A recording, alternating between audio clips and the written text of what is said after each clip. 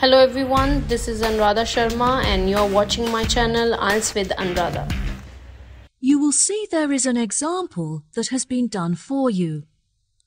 On this occasion only, the conversation relating to this will be played first. Hello, how can I help you today? Yes, hello. I'm just phoning you as I have seen an advertisement on your website for a property that I'm interested in renting.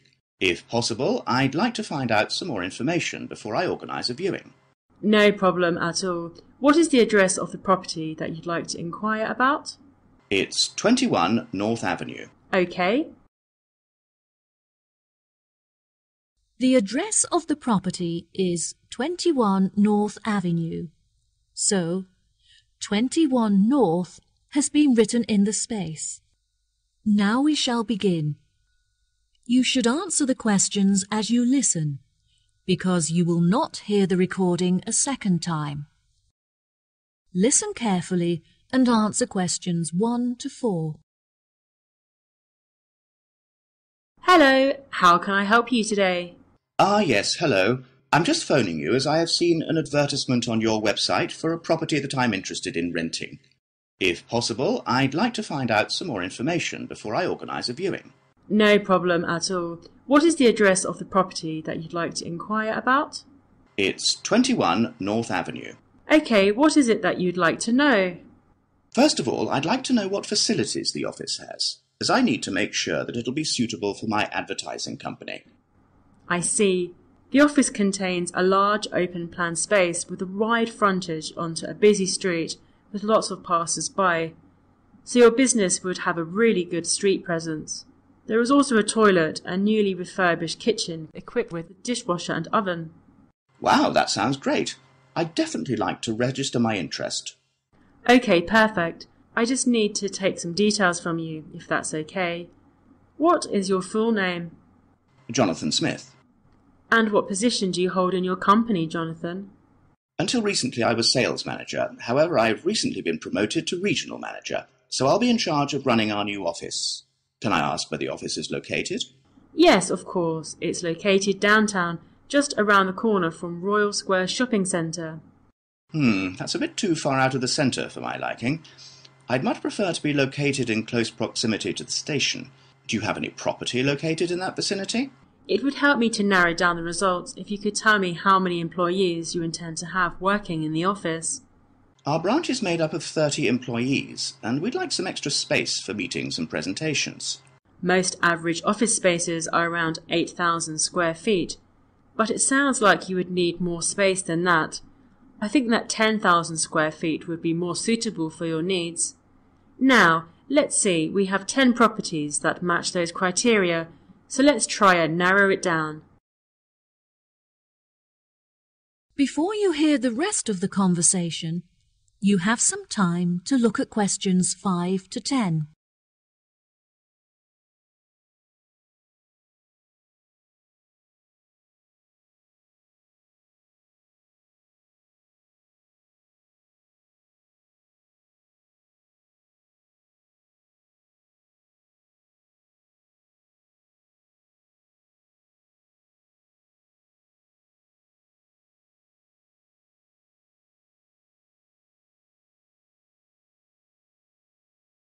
Now listen and answer questions 5 to 10.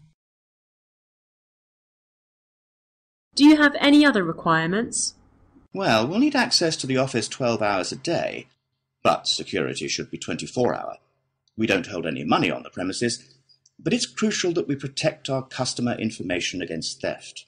Okay, anything else? Yes, ideally I would prefer the new office to be split over 2 levels, so that the working office area is kept separate from street level. That will enable us to locate a reception at ground floor level to welcome customers when they arrive. And are there any particular facilities that you need? Our employees work very hard throughout the day, and I want to make sure that they're well nourished. It would therefore be ideal if I could provide them with a kitchen to cook hot meals at lunchtime. Would you want the kitchen to be located at first floor level with the office? No, I don't want the office to be filled with the smell of food. It would be better if the new office had a basement where we could locate the kitchen and staff room area to keep it at arm's length from the workspace. Okay, I have now narrowed the search to 2 available properties. Do you have any other requirements that could narrow our search down to 1 result?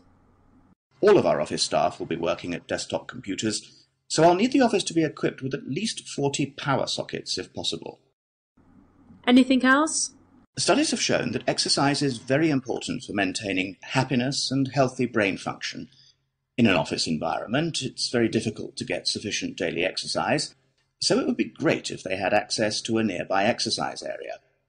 One of the available offices is located next door to a gym. Would this be suitable? Yes, absolutely. A gym is exactly what I was thinking of. Brilliant. Do you need the office to be furnished? I don't think so. I already have some furniture, so I would prefer to bring this myself.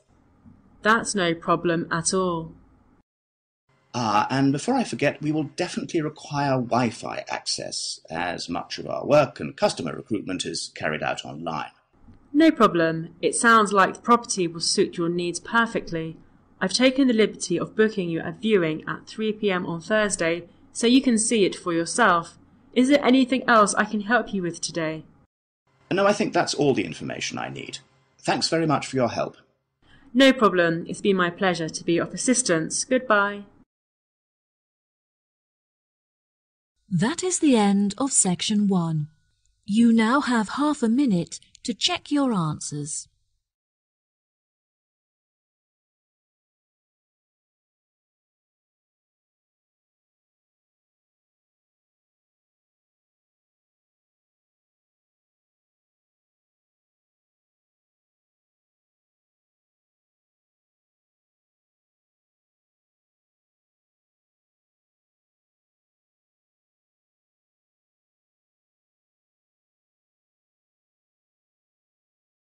Now turn to section 2.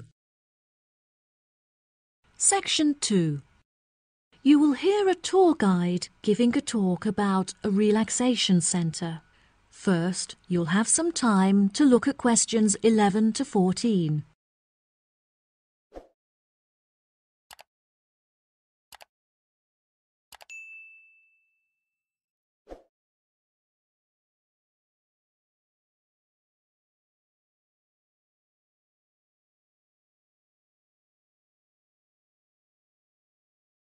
Now listen carefully and answer questions 11 to 14.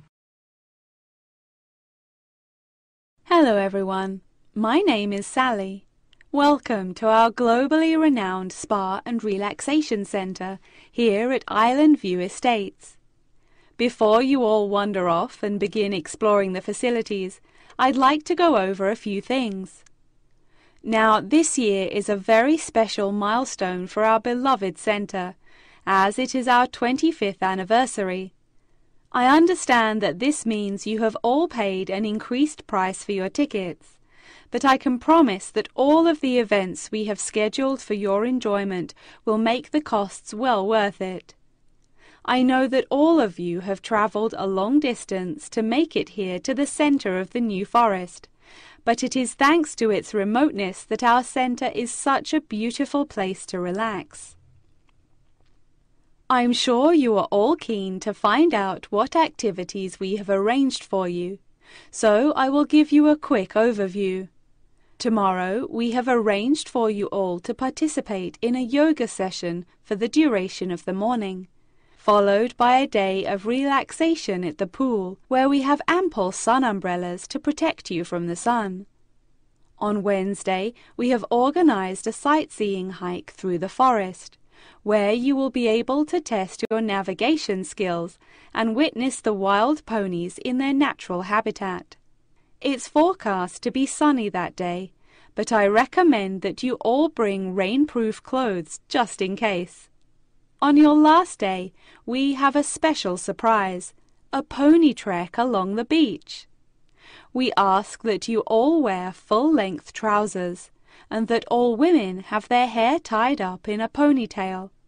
Helmets are provided at the centre for those who would like to wear one. There are a couple of beautiful attractions here at the centre that you must all be sure to visit before you leave. The Rose Garden, located just at the corner of the property, is home to many indigenous species and is beautifully serene and peaceful, the perfect place to collect your thoughts or read a book.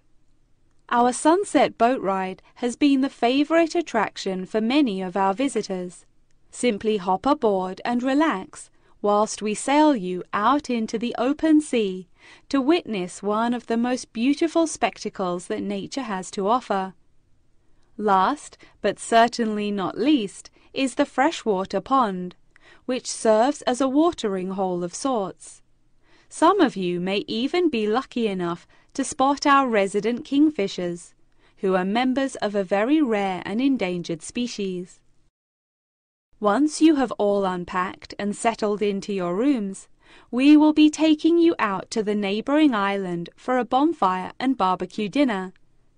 The island is very small, and the bicycle trails make it very easy to explore all of its beautiful corners. As the island is entirely separate from the mainland, it has never been inhabited by wildlife, so you can all roam freely and safely. We have some bonding exercises for you all to take part in around the bonfire, where you can potentially make new friends and discover a lot about yourself. Before you hear the rest of the talk, you'll have some time to look at questions 15 to 20.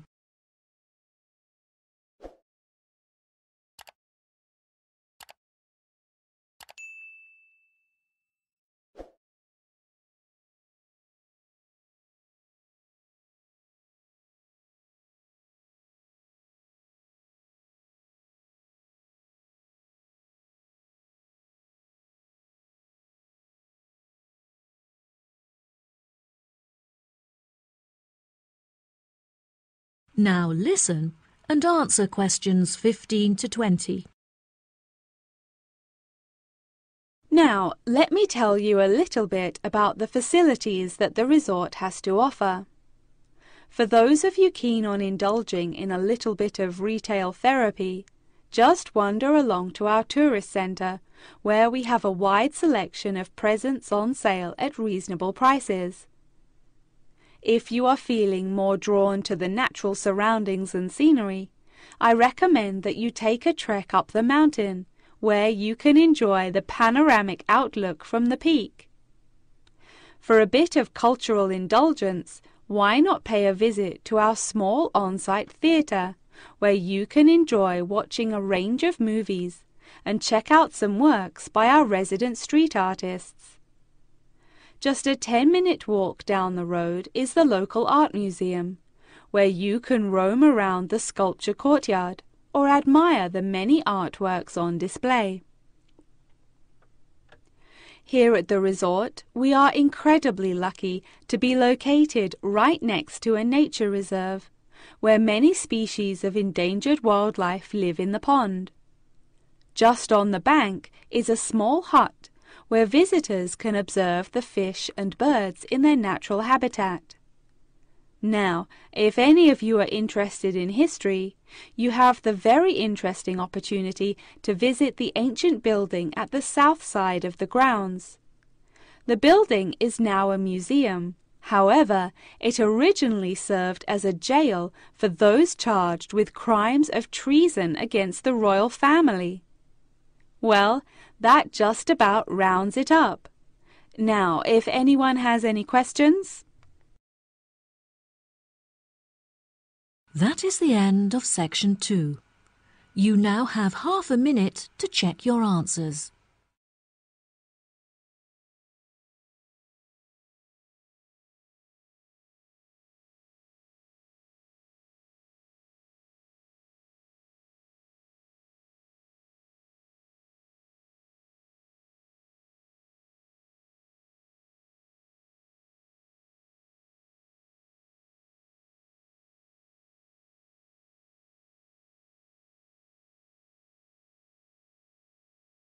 Now turn to section 3. Section 3. you will hear Lara and Tommy, 2 students, talking about their book club. First, you'll have some time to look at questions 21 to 24.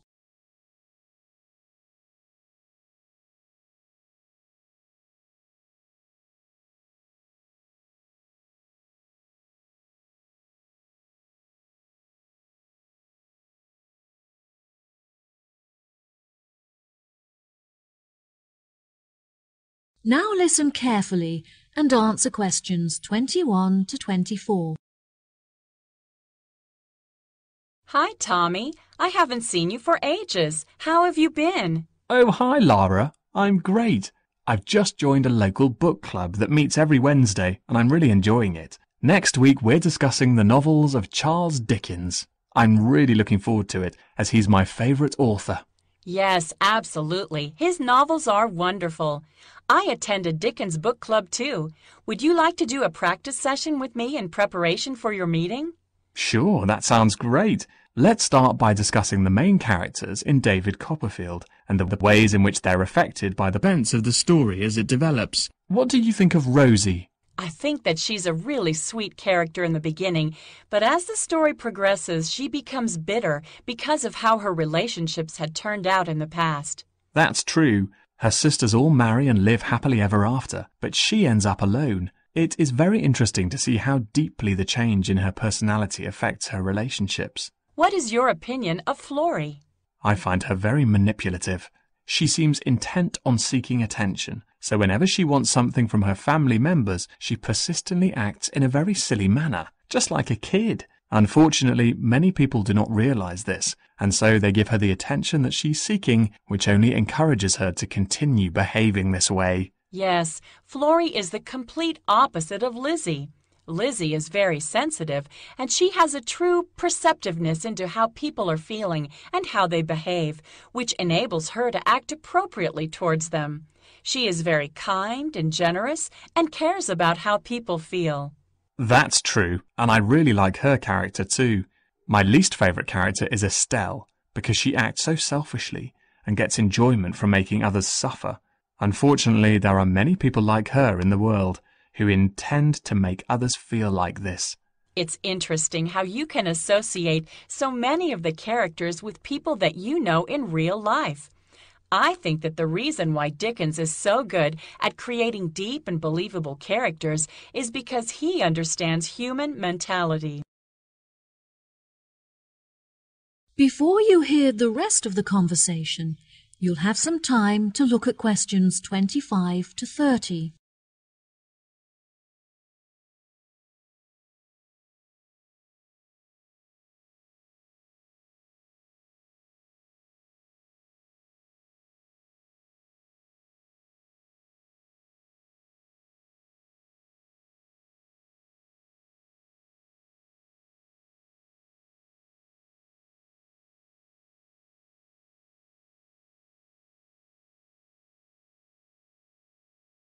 Now, listen and answer questions 25 to 30. Absolutely. What do you think of the literature lectures? I really look forward to them. They're the highlight of my week. The lecturer is usually late, but that gives you time to settle down and get organized before the lecture begins. Do you have a discussion period at the end? No, I don't think so. We're meant to, but since the lectures often begin late, this means that there is no time left for a conversation about the lecture. I think this is a real shame, because it really helps you to gain a good understanding of the books when you hear other people's opinion of it. What about your lectures? My lecturers have very good organisation skills, so their lectures are well organised and packed full of information. They always leave enough time at the end for consideration, when everyone is really quiet and we reflect on the lecture in our own minds before we open up for discussion. This really helps you to gather your thoughts and absorb the information from the lecture. Oh, that sounds brilliant. Do you think there is anything that needs to be improved? My experience of the course overall is really brilliant, but I feel there are many improvements that could be made to it. The IT support staff are great, but there are just not enough computers available for the numbers of people that need to use them. Every time that I need to use a computer, I have to queue up for at least 15 minutes. I find that the librarians are really helpful and approachable. However, the equipment is just not good enough. Whenever I need to use the photocopying facilities, for example, most of the machines are really old and slow, which means that you have to wait for ages for them to work. It's really frustrating because I'm often stretched for time. Perhaps we should start a petition to encourage the university to improve their facilities. That sounds good. What do you think of the group discussions? I really enjoy them. Since the class groups are so small, everyone gets to have their say and contribute thoughts to the conversation, so the classes are really effective. The only issue is that it's very difficult to find an opportunity to meet up, since everyone has such busy schedules. Yes, definitely. In our class, we pass around a ball, and only the person holding the ball is allowed to speak. Each person is only allowed to speak for a minute at a time, which helps us to make sure that we use the class time fairly, and it also makes the discussion more fun. That's true. It's been really great catching up with you. Thanks for your help. No problem. Good luck at your class. Bye. That is the end of section 3. You now have half a minute to check your answers.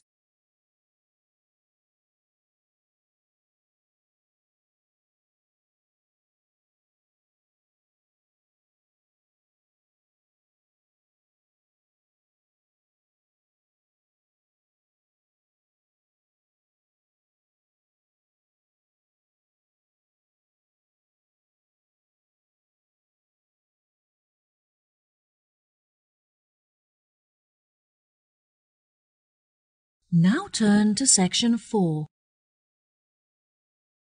Section 4. You will hear a talk on research into music. First, you have some time to look at questions 31 to 40.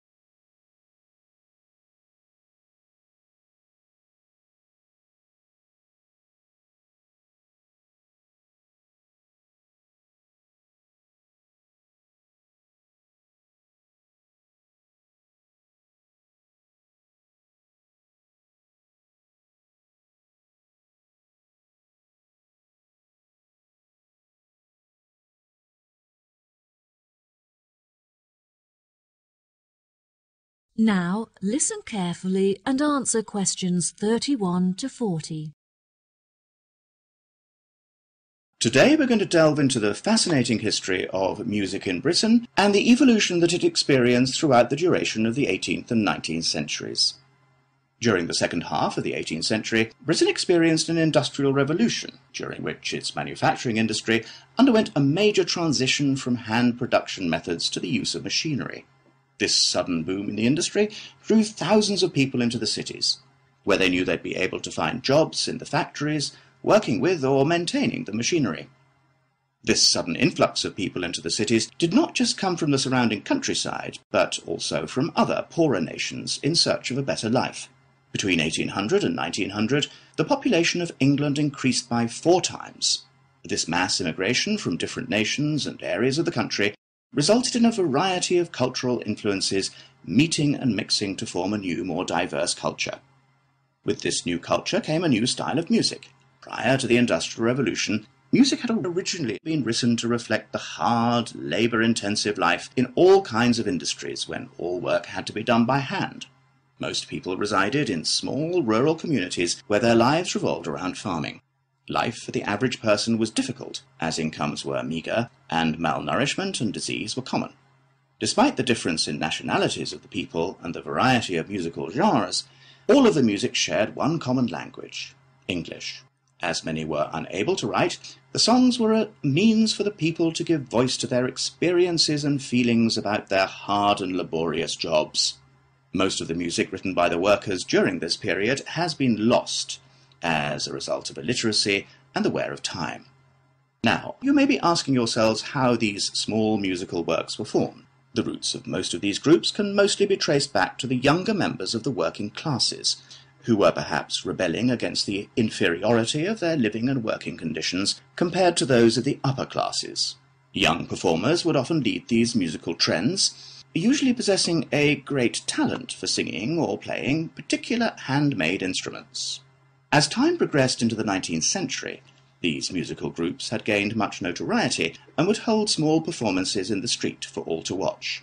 It was perhaps their blind optimism and rebellious spirit that led them to become so popular with their audiences, which were usually made up of the poorest of the poor. Despite efforts by the upper classes to put an end to these musical traditions, they continued to gain popularity and flourish.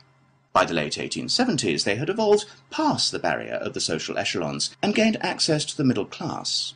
Performances were held in proper establishments, such as village halls, and some were even ticketed, with audiences paying a fee for the privilege of watching. Music produced by these groups were better recorded, and some is still preserved today in museums.